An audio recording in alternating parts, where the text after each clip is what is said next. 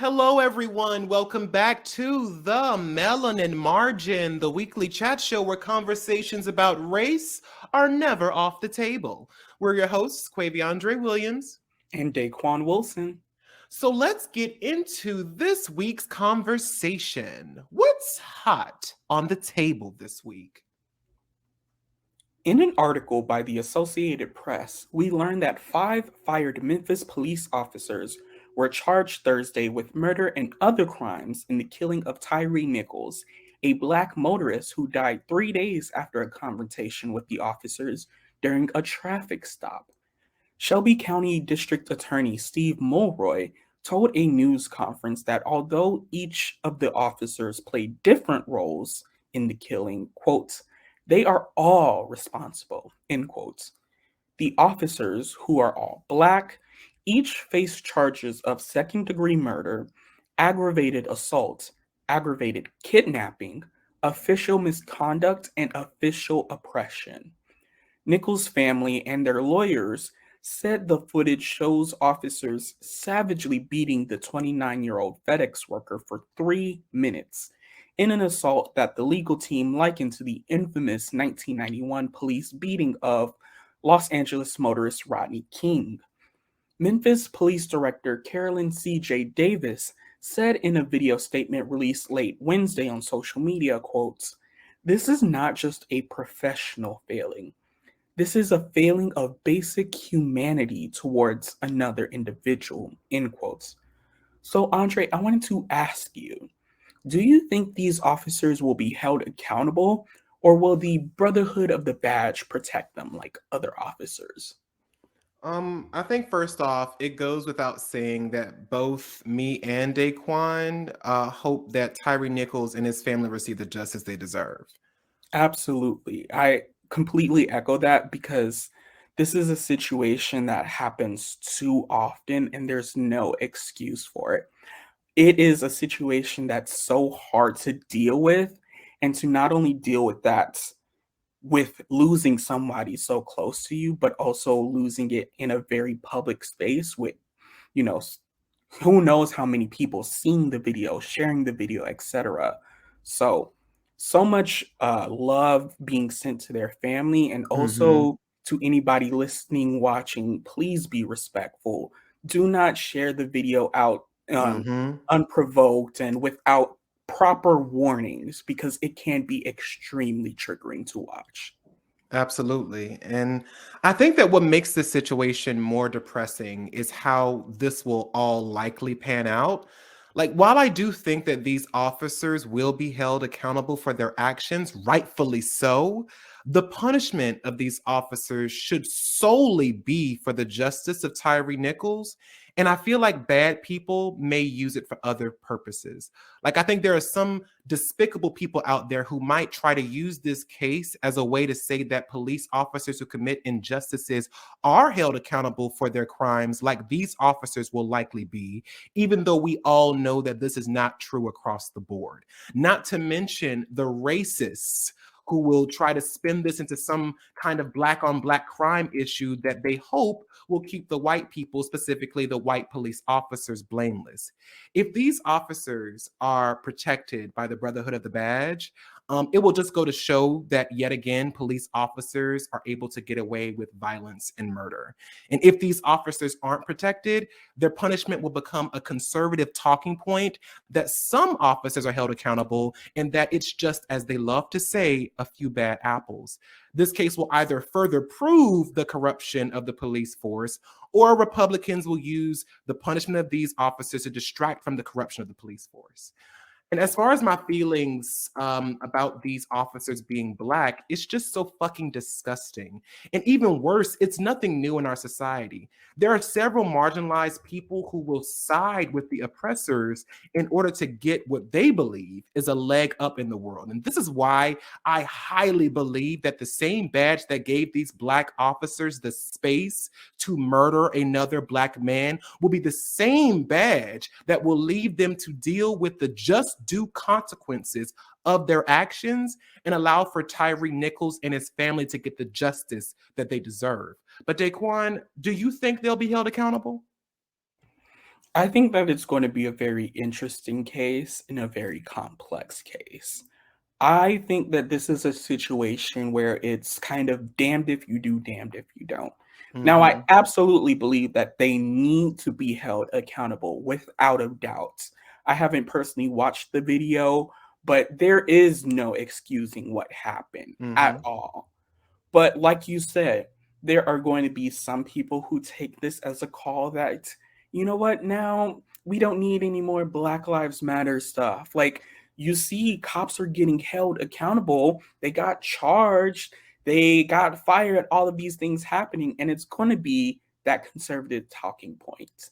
And if they don't get held accountable, which is a possibility, Hmm. it's just another instance of a Black person dying unjustly because of the power that's weaponized by the police force.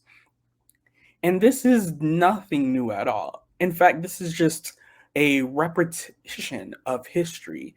I mean, even if we go back to the times of slavery, there were Black overseers who Hmm. were also whipping enslaved Africans that looked like them.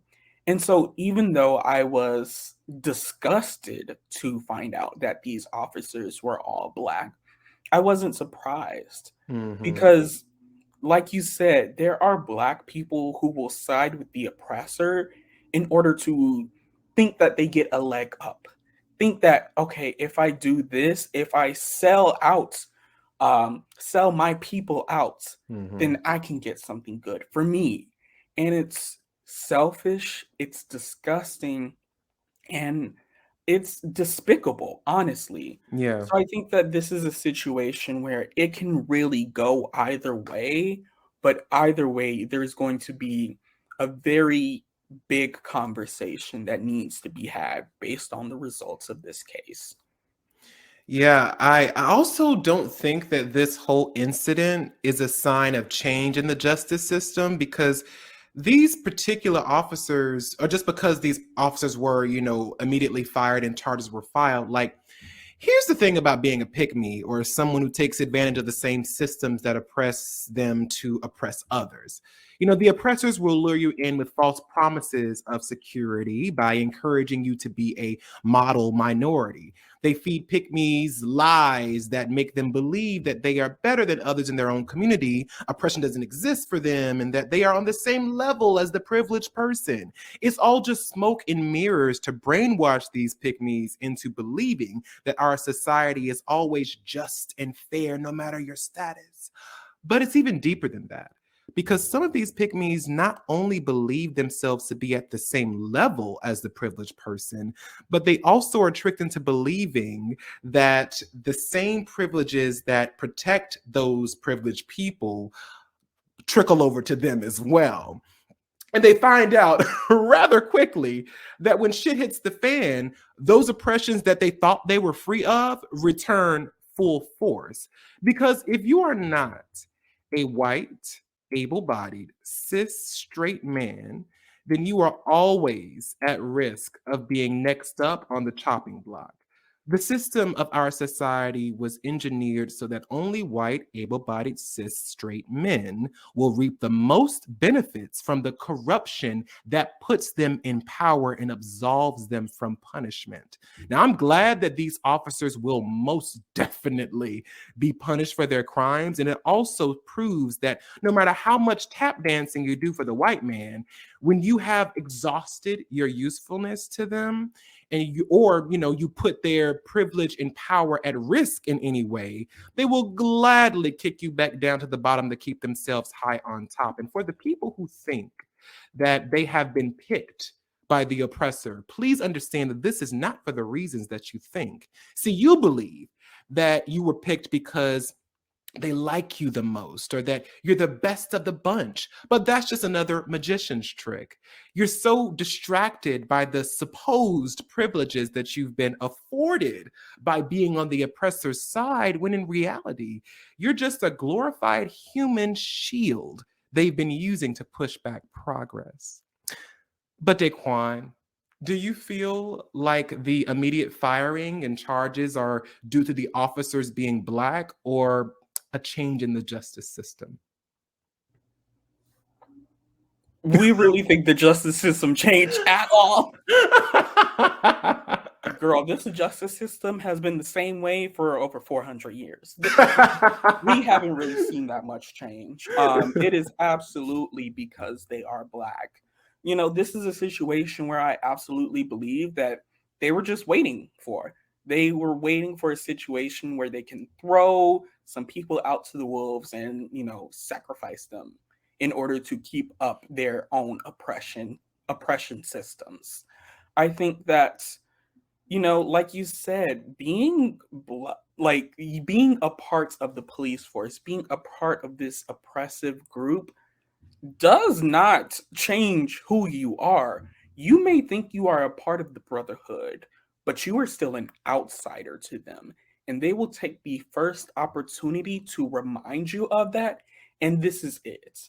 And I think that they are realizing, whoa, I thought, maybe I could get away with this. Maybe my badge would protect me. And they're quickly realizing that that badge don't work for them the same for other people. So it's absolutely not a change in the justice system, because if there was true change in the justice system, we would not be having to have this conversation at all. These things will not be happening to this day. We would be able to see justice. People won't die from a simple traffic stop if there was change in the justice system, but they're simply not.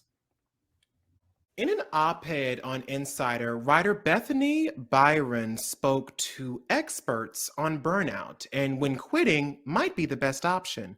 The conversation of burnout has been revived from the resignation of New Zealand Prime Minister Jacinda Ardern, who stated, quote, "You cannot and should not do the job unless you have a full tank, plus a bit in reserve for those unplanned and unexpected challenges," and that she no longer had, quote, "enough in the tank to do the job justice," end quote. Arden's departure comes as global executives have started speaking out against burnout, taking a cue from the sea of workers who left jobs during the pandemic as part of the Great Resignation. According to a Deloitte survey of C suite executives published in July, 69% of respondents said that they are seriously considering quitting for a job that better supports their well being. Now, with that being said, Daquon, have you ever had to deal with burnout? And how do you know when burnout is fast approaching? I've absolutely dealt with burnout. I've dealt with burnout multiple times.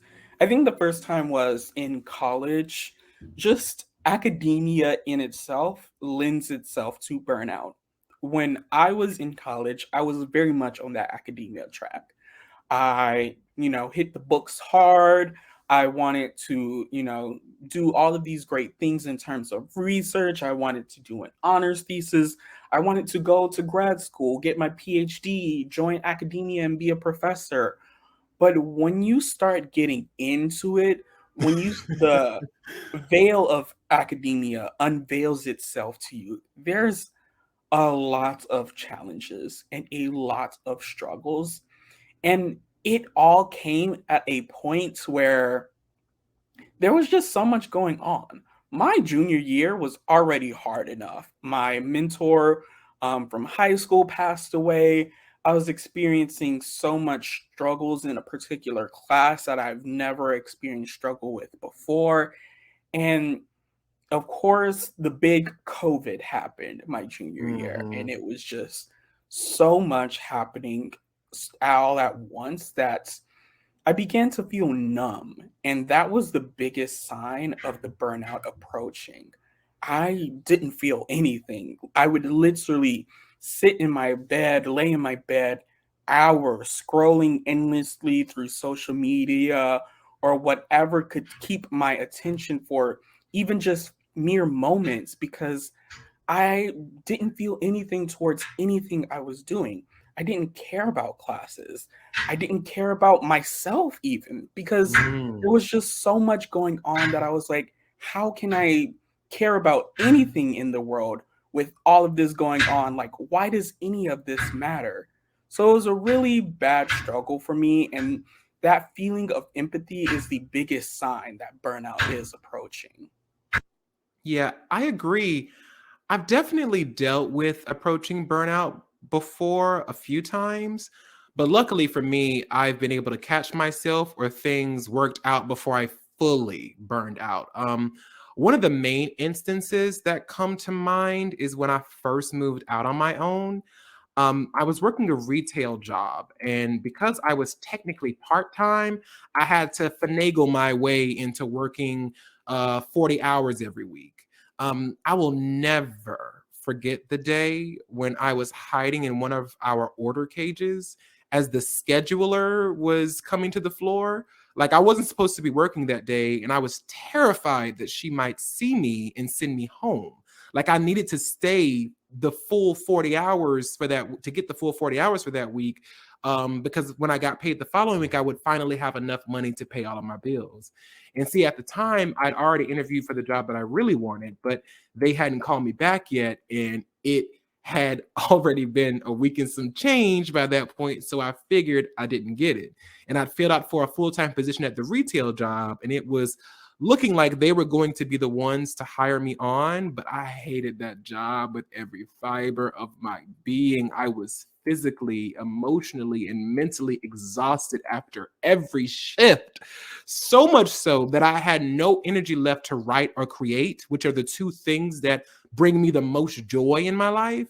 So I was just sitting there in that cage, about to have a full mental breakdown because I couldn't take it anymore. And just before I did, I got a call from the job that I wanted saying that I got the position. And I had never been so relieved in my life. It was like the weight of the world had been lifted off my shoulders. Now, thankfully, I was lucky enough to not fully burn out because something in the universe was looking out for a bitch. But let me tell you something, that experience taught me exactly what an oncoming burnout looked like for me. Like, one of the main signs for me is when my mental health starts deteriorating. When that drained, empty feeling, like you were talking about, starts settling in, and I'm losing the energy to do the things that truly make me feel joy, or even worse, when the things that bring me joy start to stress me out, I know I need to reevaluate my circumstances and recharge. But Daquon, has there ever been, has there ever been anything that you used to like feel more effective in dealing with burnout? Leaving the situation entirely. No, I think that, when it comes to burnout, there are a multitude of ways to deal with it, and it depends on what works for you. I think Yeah. that there are times when you got to know when to call it quits and be like, you know what? I actually can't take this I anymore. gotta put me first. I gotta put me Put me first. first. You have to put yourself first, and you have to do that before you actually burn out. You got to know those Yeah. signs and get out before it gets too bad, because I remember when I was a teacher, I was very quickly approaching burnouts. I every day I was just going through the motions. It was something where I was miserable every single day. I didn't have the energy to be creative at all.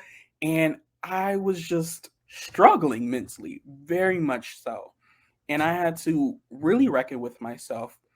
I am burning out very quickly in a very short amount of time, and I need to do something about it. So I left.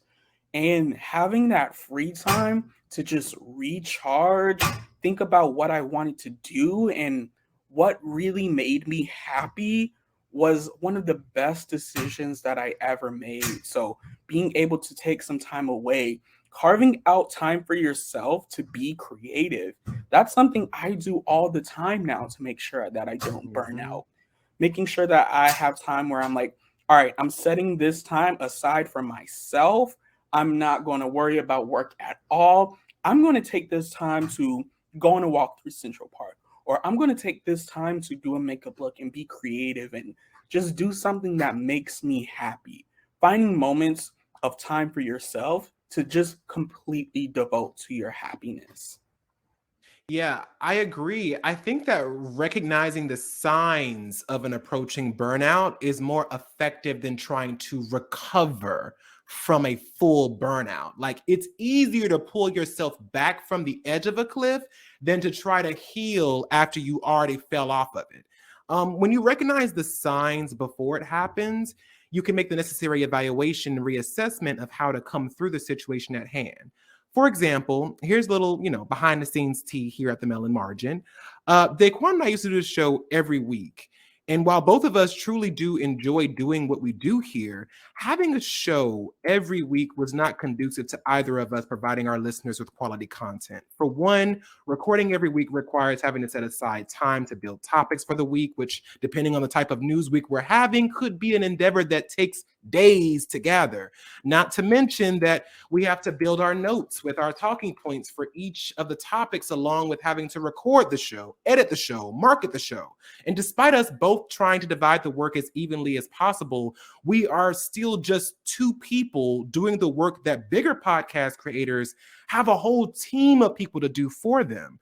That made the recording every week very difficult, because not only will we have to do all the work that I just listed, but we also had to mentally prepare ourselves for the conversation that we were going to have.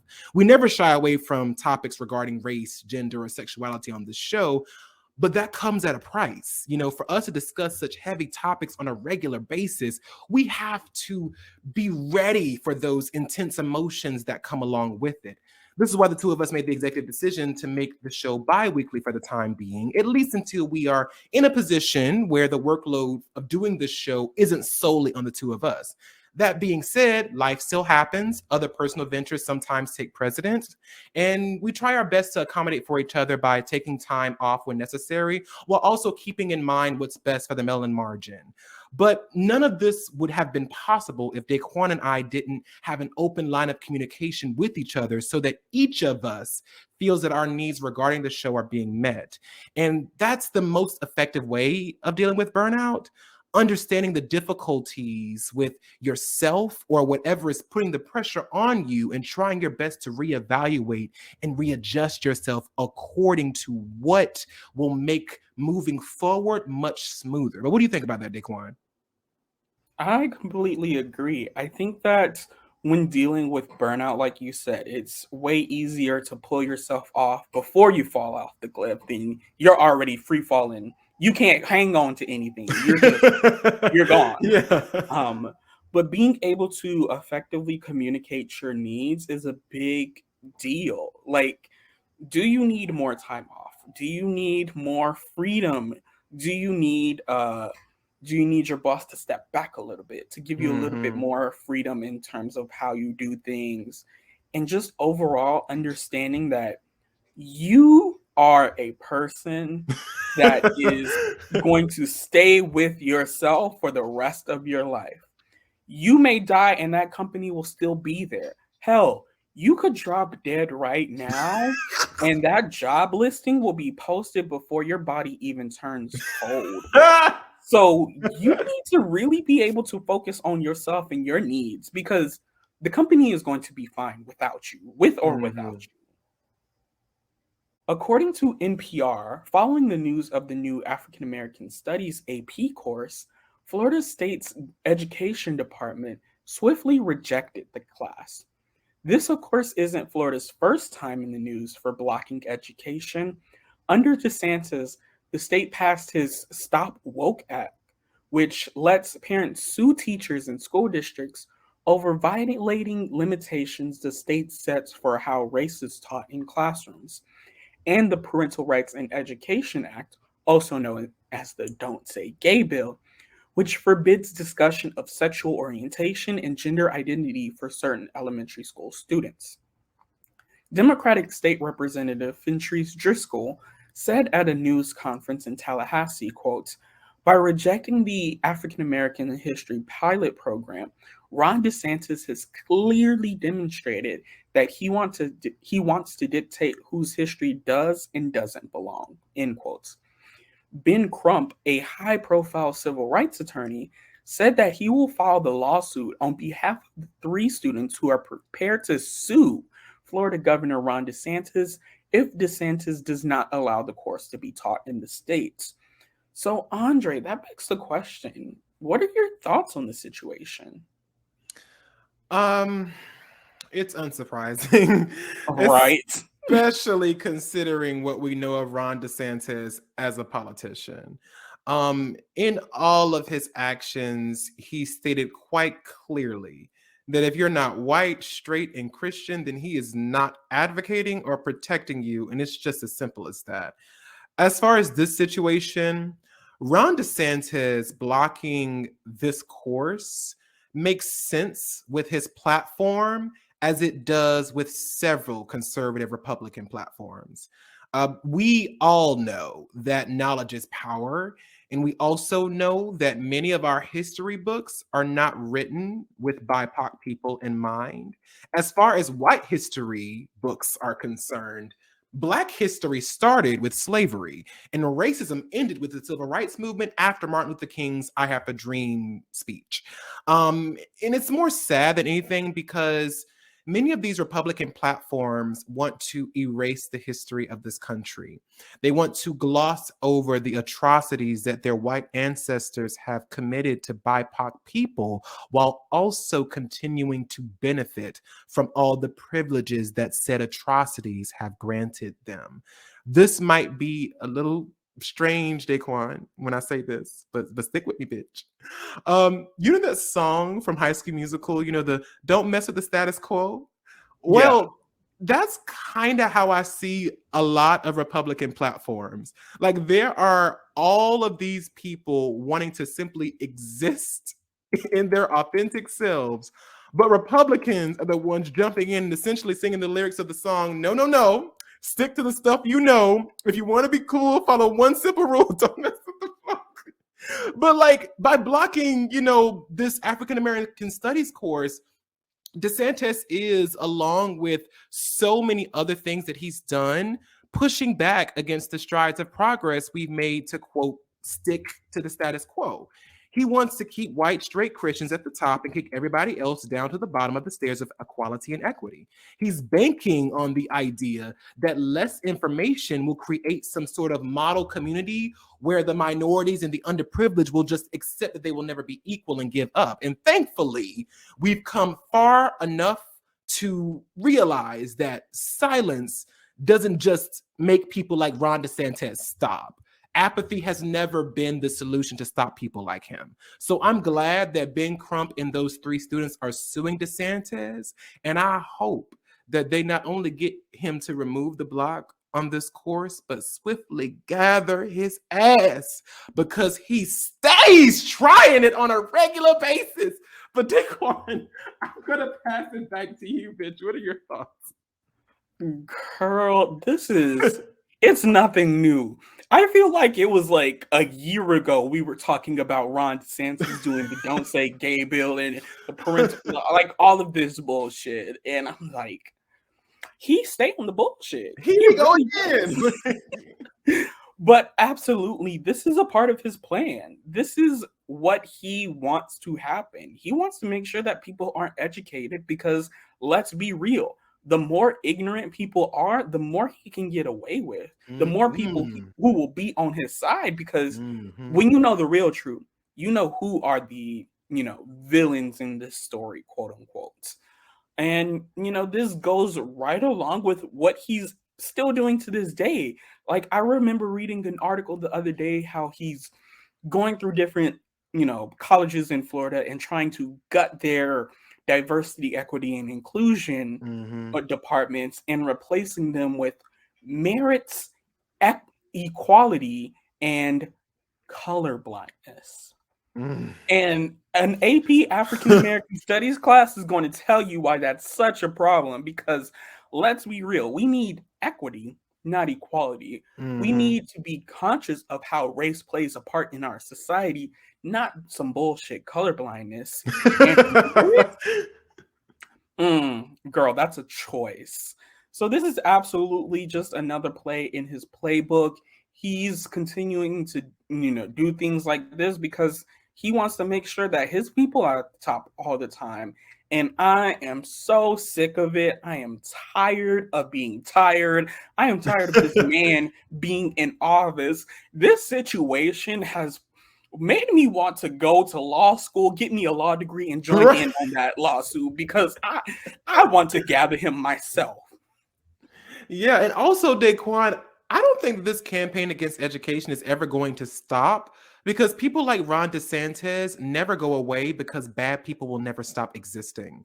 Like, no matter how much progress we make in the world, evil will continue working to try to dismantle it all. Like, look at the overturning of Roe versus Wade, for example. So many people thought that there was no way that the Supreme Court would actually overturn something that's been in effect for nearly 50 years. And I also believe that this wasn't going to happen. That is until it fully did. With a swivel of pen to paper, the Supreme Court stripped people with uteruses from the right to bodily autonomy. It's it just lit a fire under my ass and reminded me that the fight for progress may have victories along the way, but there will never be a time where the fight is completely over.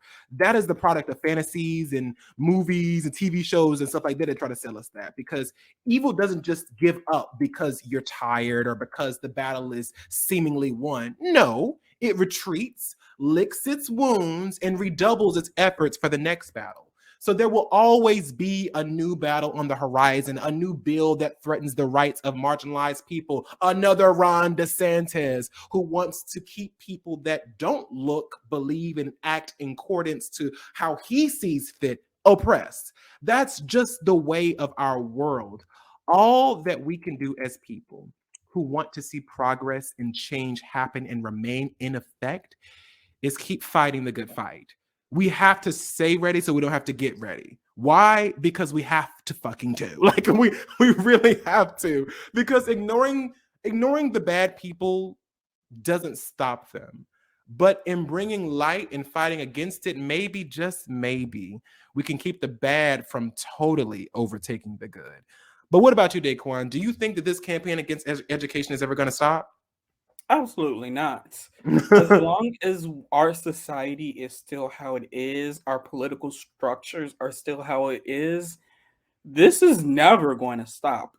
This is always going every issue is always going to be this tug of war. We may get an inch here, they're going to pull us back. It's going to be Mhm. this tug of war forever until we are able to really dismantle these systems and create something that is truly for the people, that is truly for the truth. Because let's be real, they are censoring the truth. They don't Yes. want you to know what really happened in this country because that's going to paint them in a bad light. That's going to paint the people who came before them in a bad light, and so on and so forth. So they're always going to be trying their best to make sure that you are in the dark for everything. Mhm. And let's be honest, we are talking about Ron DeSantis in Florida right now, but this is not a Florida problem. This is Mhm. happening across the United States. Across the United States, there are, people passing anti-trans bills. There are people Mhm. calling out CRT, critical race theory, and trying to stop wokeness in their state. Mhm. This is what's happening in Republican controlled places all across this country. And even when the Republicans don't control a place, they're still trying to get this stuff to happen. So Mhm. it's always going to happen. And we just need to fight the good fight. We need to make sure that there are resources available to people. We need to continue to be telling the true history of our country, the true, the truth in general about what this world is, how it was built, and what needs to happen for us to really be free, for us to really find progress, and to finally be an equitable society. We got to continue this fight, and that comes from education, that comes from disseminating all types of information, that comes from organizing. Even with something like the platform of TikTok, there's a lot of Republicans that are trying to ban TikTok on college campuses or government devices because they knew that people on TikTok were organizing against them. So they're going to do anything to stay in power. Whatever it takes, they will do. And we have seen that there is no, low blow to them. There's nothing that's Mm-mm. beneath them. They will Mm-mm. take every low blow in the book. Mm-hmm. And I fully agree. I think that also there's just this understanding that we have to have where, we can celebrate the victories that we have along the way. We can celebrate the good things that do happen, but never, never take your eyes off the enemy. Absolutely. Celebrate the wins, but don't get complacent. Period. Now, the table is always hot with current events and social issues, but sometimes the heat can get a little intense. Let's turn the temp down, take a breather, and get into this week's topic cool down.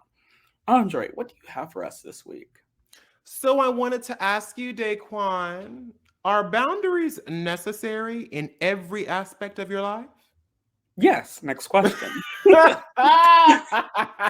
Now, if y'all know me, y'all know I am a boundaries person. Boundaries are so important to me, and they should be so important to you because you need to establish boundaries. If there's one thing I've learned from everything that I've done in my life, it's that you need to establish boundaries.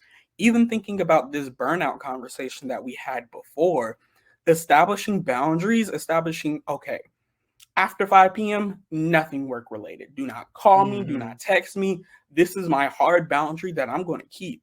When it comes to your friends, creating boundaries on what you can handle at a certain time. Do you want to be their therapist friend? Can you be that all the time? No.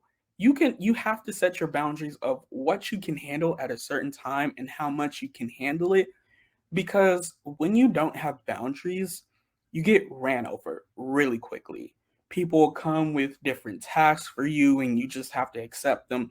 People will put their burdens on you. People will, you know, trauma dump and all of these different things because you don't have those boundaries. Now, I know it's very hard to set boundaries for certain people, but it's definitely a skill that I highly encourage building because it will truly change your life because it is so important. And I know that, a lot of times people think about setting boundaries as being, rude or not caring about somebody or even burning a bridge. But let's think about this whole burning bridge phrase because if we look at the origins of the phrase, burning bridges was a military phrase when they were talking about don't burn bridges for your retreat. And so I think of a boundary Mm. as a bridge. You can step behind that bridge and be like, all right, you are over there, I am over here. You can pull up the drawbridge, that's my boundary. You can let that boundary go down a little bit and be like, you know what? We can have a little bit more interaction. But a boundary is there for you to retreat towards and be like, you know what?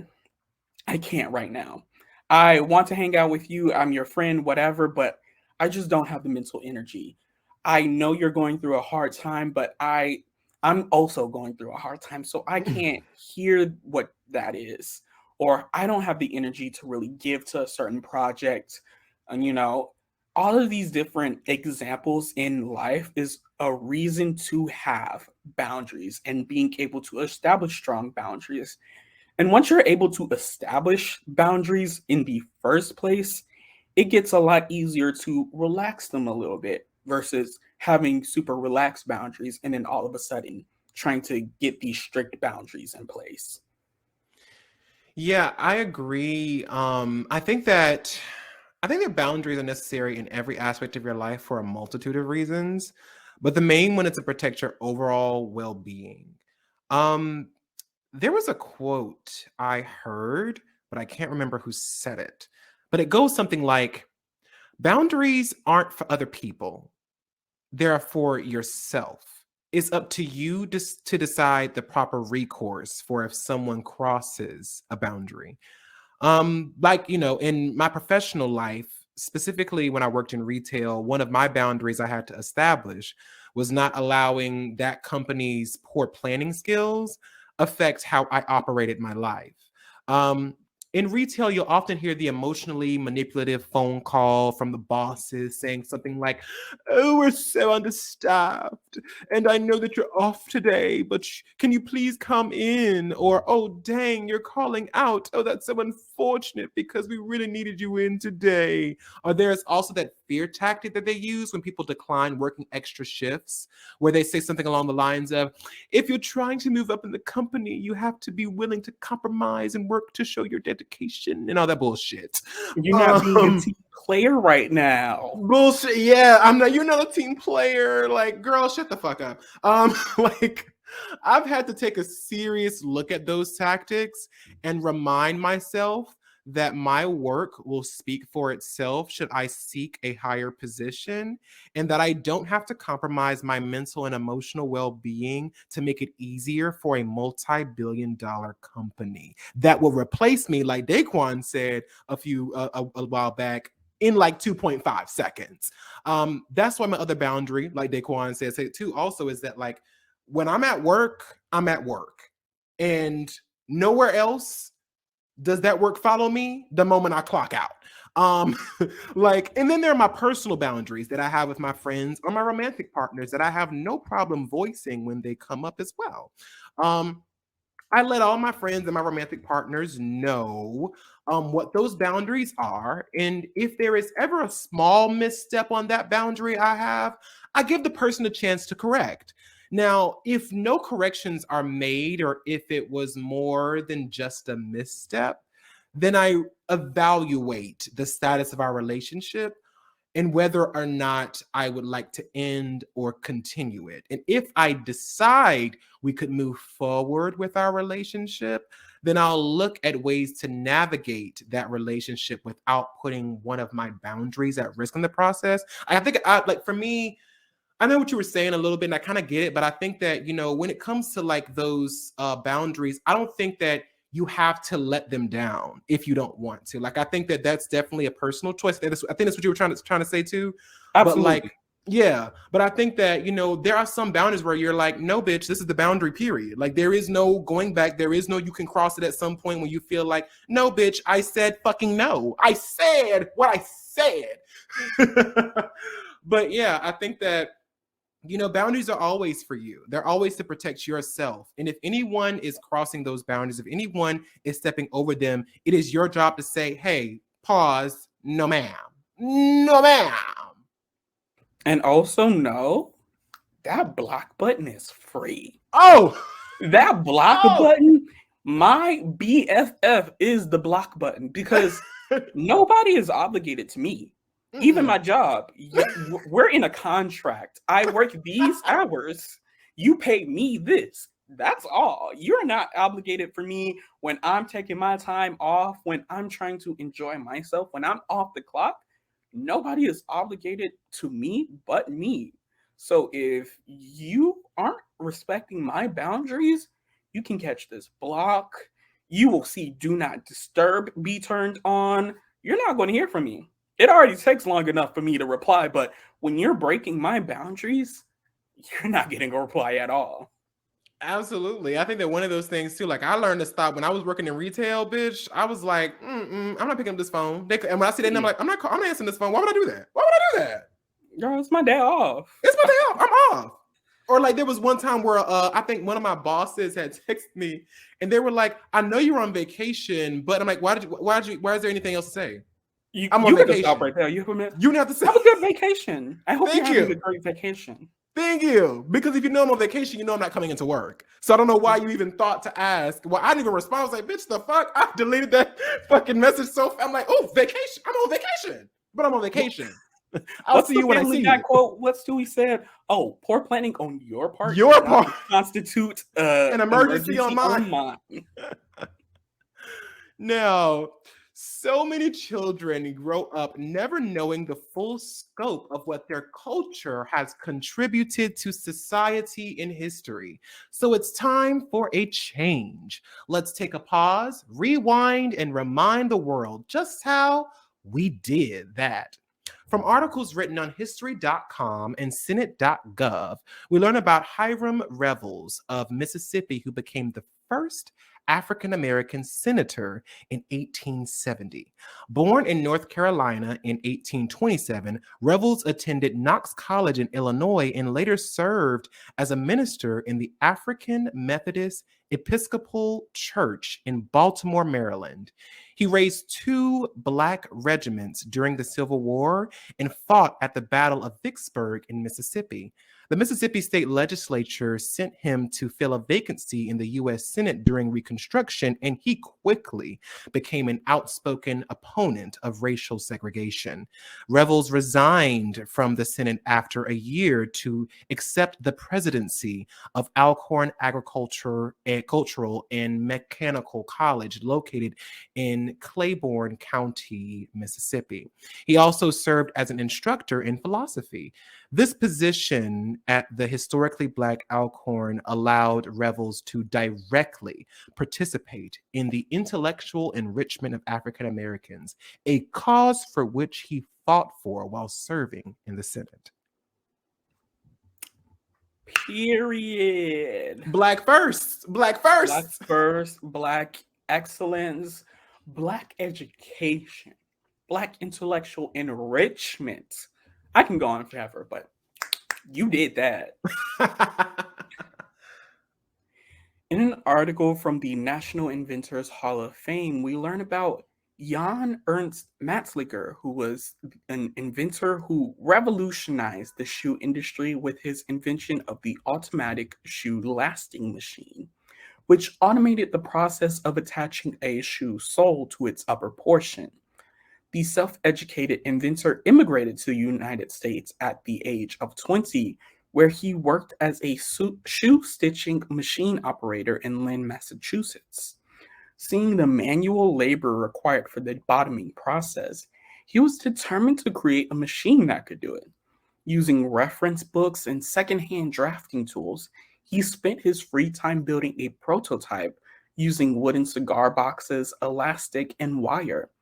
After 2 years, his invention was complete and could produce 700 pairs of shoes per day, a significant increase from the 50 pairs that a skilled worker could make by hand.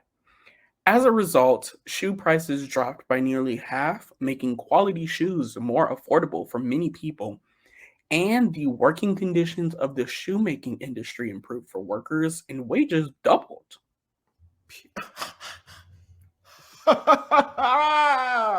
We Black stay people. innovating. Stay Black innovating. people. I think the biggest thing is like, you think about something like shoes. We all wear shoes, and we don't think about how it came to be that we can, actually afford shoes. Because shoes used to be expensive. Only the Yeah. upper class could wear shoes. But Yeah, Black I people, agree. I think it's just amazing to see how much we is shutting shit the fuck down, baby. in Like every industry. every one of them. We're everywhere, but you can't get rid of us. You can't get rid of me, bitch. I'm not going nowhere. Now, as always, thank you all so much for watching, and keep the conversation going down in the comment box below. Don't forget to give this video a thumbs up, and if you are listening to us on our podcast, please rate and review on whatever platform you're using. You can also follow our podcast on Instagram and TikTok at the Melanin Margin for updates of new content. And if you'd like to follow each of us, our handles are at Daquon MUE. And at Andre Talks a Lot. Now, we will see you all next time on the Melanin Margin, where our goal is always to bring the marginalized to the spotlight in any way we can. Goodbye now.